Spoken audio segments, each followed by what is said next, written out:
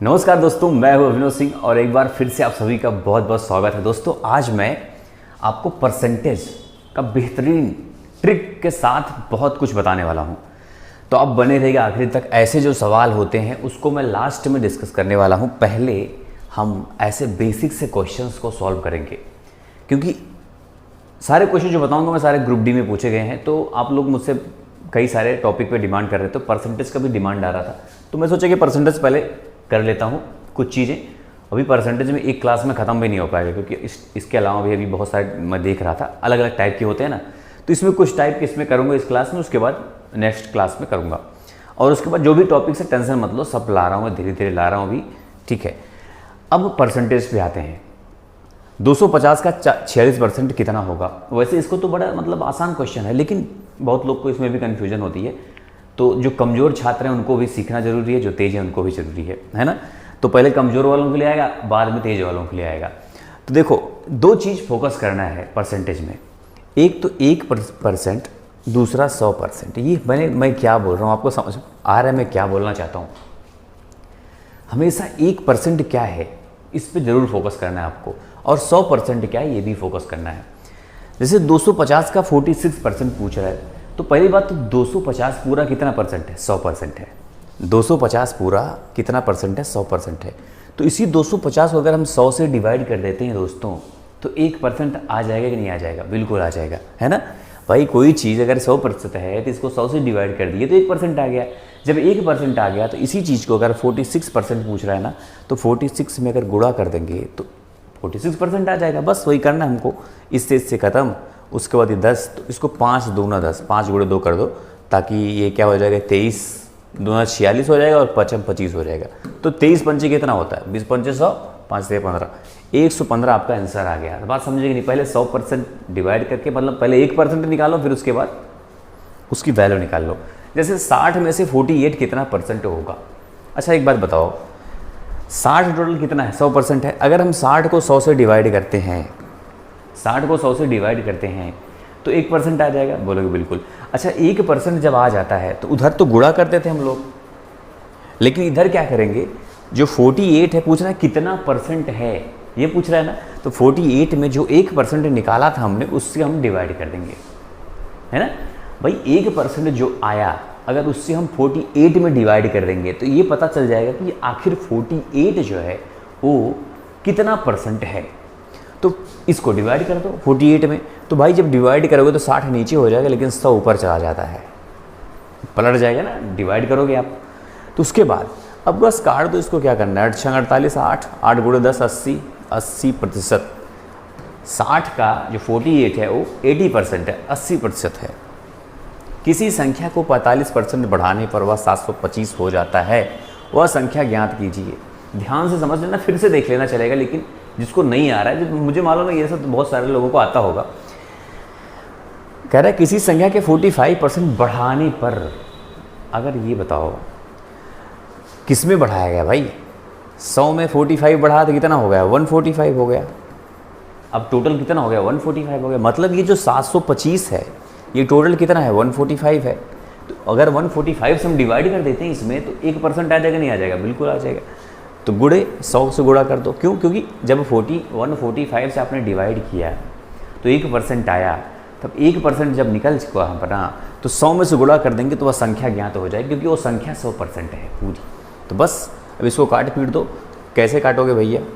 इसको 145 से ना काट के पहले 5 से काट दो, क्योंकि देखो 5 से काटोगे तो कितना बन जाएगा? 5 दूना 10, 5 9 45, 29 बन जाएगा, है 29। ये क्या हो जाएगा?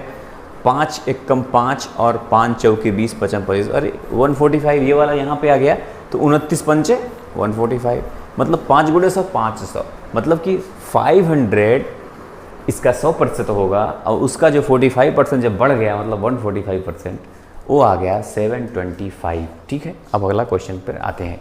किसी संख्या का 76% 95 है, तो वह संख्या ज्ञात कीजिए। अच्छा बताओ 95 कितना है भैया? 95 है 76%। हमने क्या बोला था आपको स्टार्टिंग में?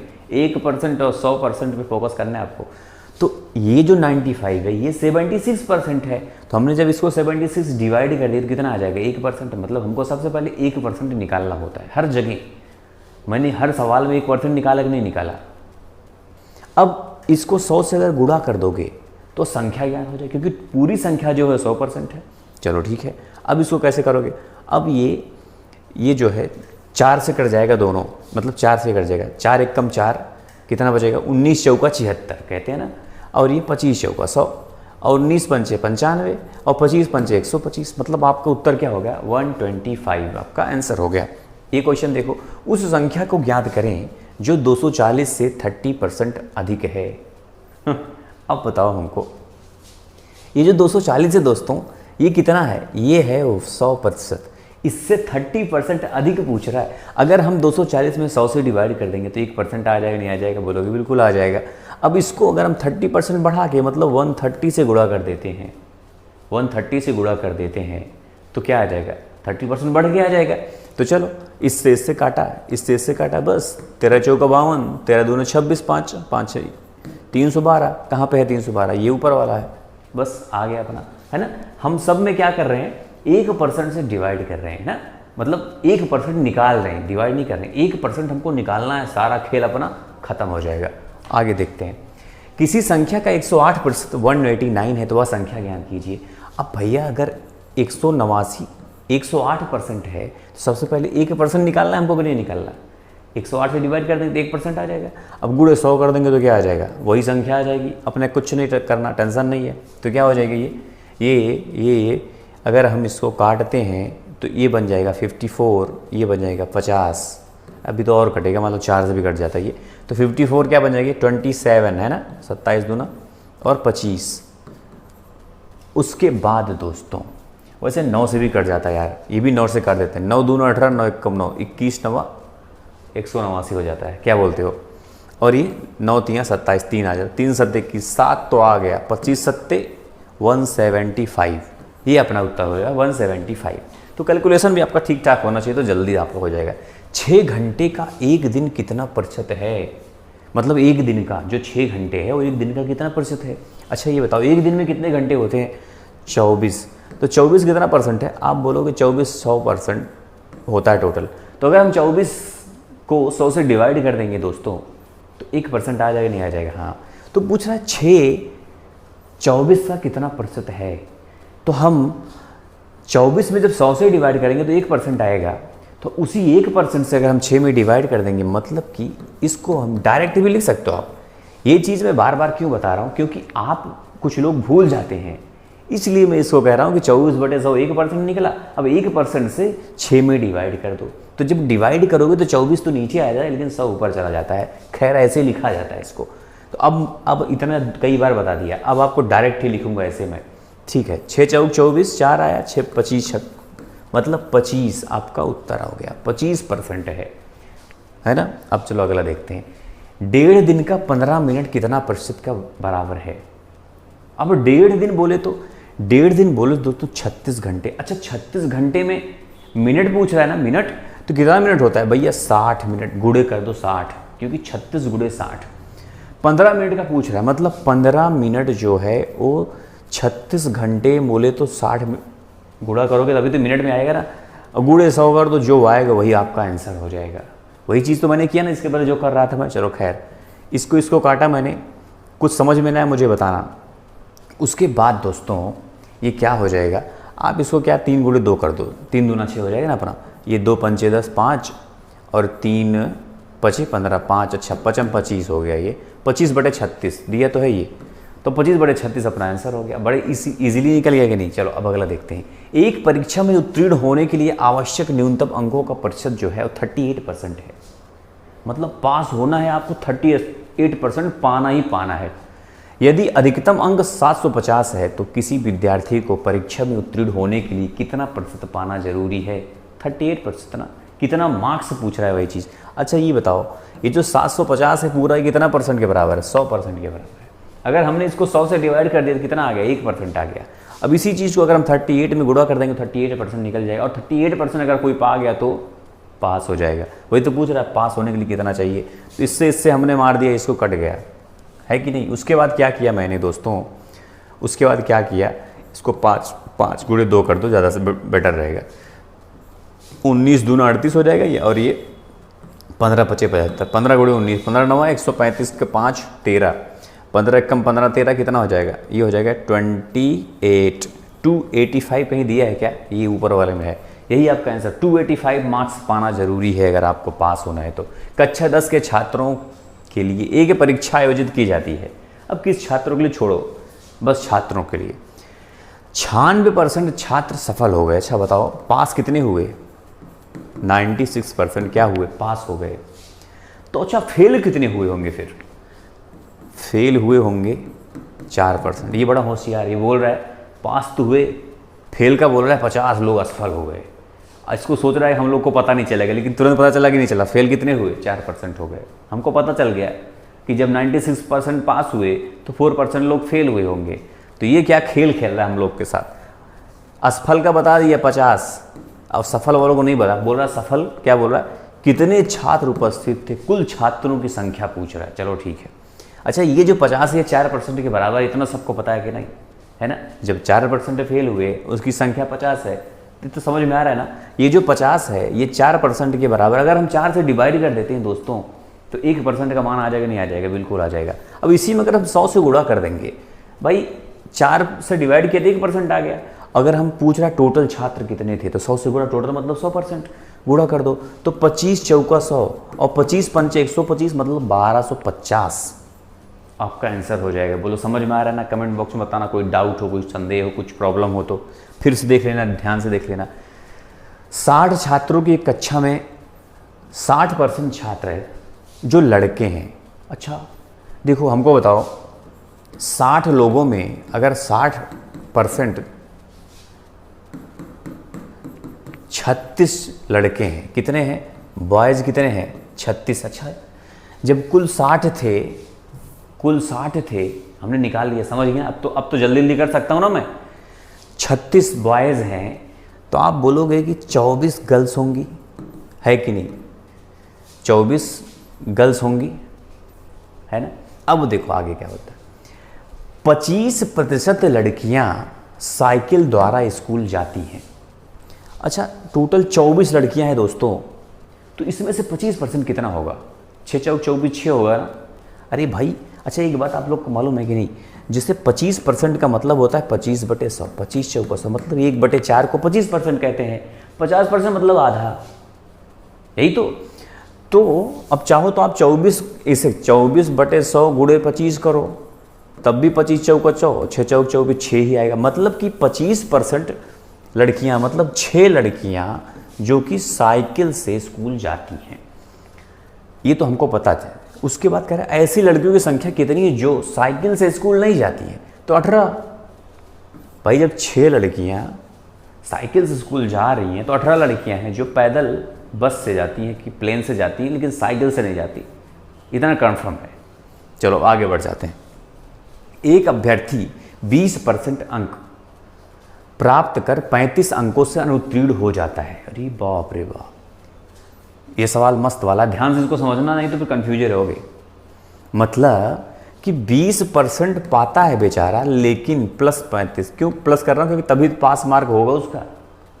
जबकि दूसरा अभ्यर्थी दोस्तों 50% अंक प्राप्त करता है, जो उत्तीर्ण होने के लिए आवश्यक न्यूनतम अंकों से 20 ज़्यादा पा गया। अरे बाप रे, मतलब कि वो 50% तो पाता है, माइनस में क्यों कर रहा हूँ? ऐसे आपको दिखाता हूँ, ये मैं सब खेल है ये। मतलब एक साइन मैं आपको समझा रहा हूँ कि 50% तो पाया, लेकिन अगर 32 कम भी पाता तो भी इसका चल जाता, तब भी ये पास हो जाता। लेकिन ये पास होने के लिए इसको 35 ज़्यादा चाहिए था। ठीक है, परीक्षा का पूर्णांक क्या है? खेल खेल गए हम लोग के साथ, लेकिन इसको मैं माना x, माना y, माना z, ये सब समझ नहीं आता मुझे। ध्यान समझो मेरी बात को, एकदम इजीली तरीका बता रहा हूँ मैं आपको। एक अच्छा ये बताओ ऐसे, ठीक है, ये है 50%, ठीक है, ये है कितना? मतलब आधे पे है ना, ये आधे पे है। ये 20, यहाँ पे ये 20 होगा, तो ये इतना पाया 20%। कौन पाया? एक छात्र, कोई नाम नहीं दिया ना, नहीं दिया। 20% पाया बेचारा। यहाँ पे है पास मार्क यहाँ पे है पास मार्क, तो इसका कितना रह गया बीच में? 35 नंबर कम पाया। अगर यहाँ पहुँच जाता तो बेचारा पास हो जाता। ये है 50%। और ये जो दूसरा छात्र था, दूसरा छात्र दोस्तों यहाँ से यहाँ तक पूरा 50% पा गया, ठीक है। अगर वो, लेकिन यहाँ से यहाँ की दूरी कितनी है, ये 35 दिया है, 35, मतलब अगर 35 कम भी पाता हो, नहीं 35 नहीं 32 है, सॉरी ये 32 है, देखो ये दिया है 32, ध्यान समझना मेरी बात को। अगर ये 32 कम भी पाता तो पास मार्क तो यहाँ पे है ना अपना, देखो दूसरा कलर कर देता हूँ, ये है पास मार्क अपना, ये तो 50% है, ये 50% पाया। अगर ये 32 ज़्यादा पा गया पास मार्क से, और ये 20% पाया और 35 कम पा गया। अच्छा एक बात बताओ, इस 20% और इस 50% के बीच कितनी दूरी है, 30% की ना। इस 20% को निकाल दो अगर, तो बीच में कितनी गैप है, 30%, देखो 30%, और अब 30% में मार्क्स भी दिया है। इंटरेस्टिंग बात देखो, 35 और 32 जोड़ोगे तो 67 हो जाएगा, नहीं हो जाएगा 67 दोस्तों। अब ये यहाँ से यहाँ तक 35 और 32 67 हो रहा है मार्क्स, और परसेंटेज की बात करो 30 हो रहा है, मतलब 67 में अगर 30 से हम डिवाइड कर देंगे तो 1% आ जाएगा, और उसी में अगर 100 से गुणा कर देंगे दोस्तों तो क्या आ जाएगा अपना पूरा 100%। क्या पूछ रहा, परीक्षा का पूर्णांक जो है वही आ जाएगा। तो कर दो ना, इस 30 से 30 खत्म, 670/3, ये देखो दिया भी है बी नंबर पे, 670/3 आपका आंसर हो गया। अब अगला देखते हैं ना, फिर से इसको दोबारा समझ लेना ध्यान से, मैं क्या बोलने वाला हूँ, क्या समझाया मैंने, बहुत इंपॉर्टेंट है, ठीक है। क्योंकि इसको अगर x माना y माना, इसको समझा रहा हूँ ना मैं, तो मेरे लिए 5 सेकंड से ज़्यादा का नहीं है सवाल। एक परीक्षा में दुर्बा को 70% अंक मिले, एक अन्य परीक्षा में उसने 25 में से 20 अंक प्राप्त किए, यदि उसका कुल प्राप्तांक 78% है तो पहली परीक्षा में अधिकतम अंक क्या थे। बहुत इंपॉर्टेंट खास क्वेश्चन है ये, इसको भी आपको ध्यान से समझना पड़ेगा।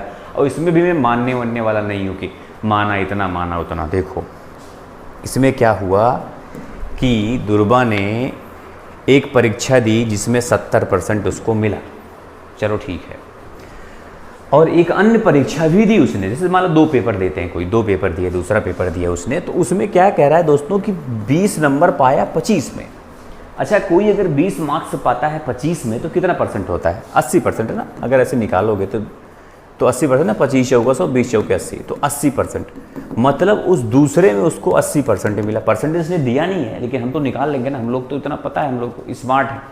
तो इसमें 80% है, इसमें 70% है। अब दोनों को मिला दिया, अगर मिक्स कर दिया तो कितना आ गया, 78%। अच्छा वो मिश्रण वाला सवाल पढ़े हो कभी कि नहीं पढ़े हो, पढ़ाऊँगा मैं आगे उसको, लेकिन अभी थोड़ा सा याद करो कि एक 70% था, एक 80% था, दोनों को मिला दिया तो बन गया 78%।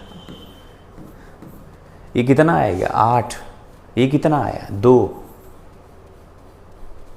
ये 8 ये 2, मतलब ये रेशियो बन गया 2 और 8 का, मतलब इसकी जो 8 की औकात है वो इसकी 2 की है, मतलब 1 और 4, इसकी जो 4, समझे नहीं, ये 4 गुना ज़्यादा होगा इससे। अब देखो, अब इसका फुल मार्क्स कितना है, 25 है भाई, ये फुल मार्क्स से पूछ रहा है, कह रहा है कि तो पहली परीक्षा में अधिकतम अंक क्या थे।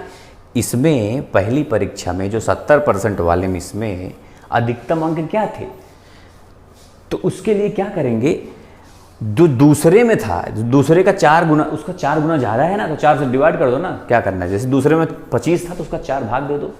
रेशियो आपको दिखा दिया ना, 1:4 आ रहा है रेशियो, इसका 1 होगा, इसका 4 होगा, तो ये तो 4 है पहले से, तो इसका 1 कर दो ना, तो 4 से डिवाइड कर दो, तो क्या आ जाएगा, तो आ जाएगा 6 चौक 24, 6.1 बचेगा 25, 1.25 सॉरी 6.25 आ गया कि नहीं आ गया, बस करके देख लेना, वही आने वाला उत्तर। और इससे बेहतरीन तरीका कुछ है नहीं, 2 सेकंड का है सवाल, मात्र 2 सेकंड का। ऐसे सवाल और आएंगे आपके एग्जाम में, ध्यान रखना माइंड में। अब अगला देख लेते हैं, एक छात्र को संभवतः अधिकतम अंकों में से कुछ अंक प्राप्त हुए थे, ये नहीं बता रहा कितने, फिर क्या कह रहा है, प्रतिशत के रूप में यह 75% थे।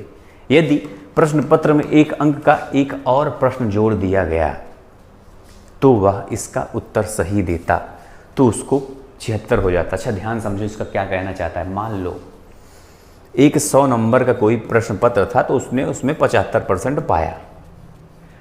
कह रहा है कि उसी प्रश्न पत्र में मान लो कि एक नंबर और बढ़ा दिया जाए, एक प्रश्न बढ़ा दिया जाए, जैसे 101 प्रश्न कर दो उदाहरण के तौर पर से, तो 76% हो जाएगा, मतलब उसको सही उत्तर देगा तो 76% हो जाएगा। ये नहीं बोला कि 100 था 101, तो मैं उदाहरण बता रहा हूँ आपको। मान लो 100 नंबर का कोई प्रश्न पत्र था तो 75 नंबर पाया, और एक नंबर और बढ़ा दिया 101 का, तो एक नंबर उसको भी पा गया क्योंकि उसका सही हो जा रहा है, ऐसा बोल रहा है सवाल में। ठीक है, उसके बाद क्या कह रहा है दोस्तों कि परीक्षा के जो प्रारंभिक अधिकतम अंक क्या थे, जो ऊपर असली वाला जो पेपर था उसके फुल मार्क्स कितने थे। अच्छा एक बात बताओ, इसको माना x माना y नहीं, ध्यान समझो। ये जो 24 है ऊपर सबसे, इस पर फोकस करते हैं, ऑप्शन पे।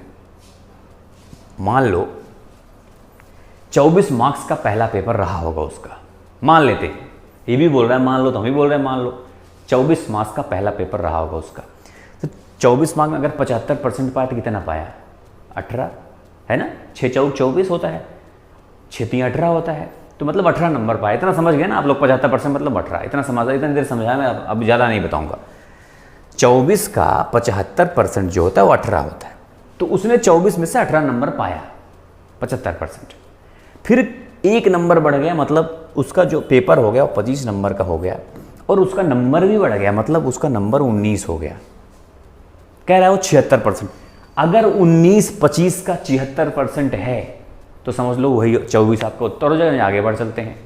एक्चुअल में दोस्तों 19 जो है 25 का 76% है ही है, क्योंकि 19/25 गुणे 100 जब करोगे तो 25 चौका 100 और 19 चौके 76, देखो 76 आ भी रहा है, मतलब कि 24 ही आपका उत्तर हो जाएगा। वो जो पेपर था वो 24 मार्क्स का ही था और 18 नंबर उसको मिला था, फिर 25 मिला 19 हो गया, 25 में 19 76% होता है और 24 में 18 75% होता है, और ऑप्शन से रख के देखो तुरंत उत्तर आया।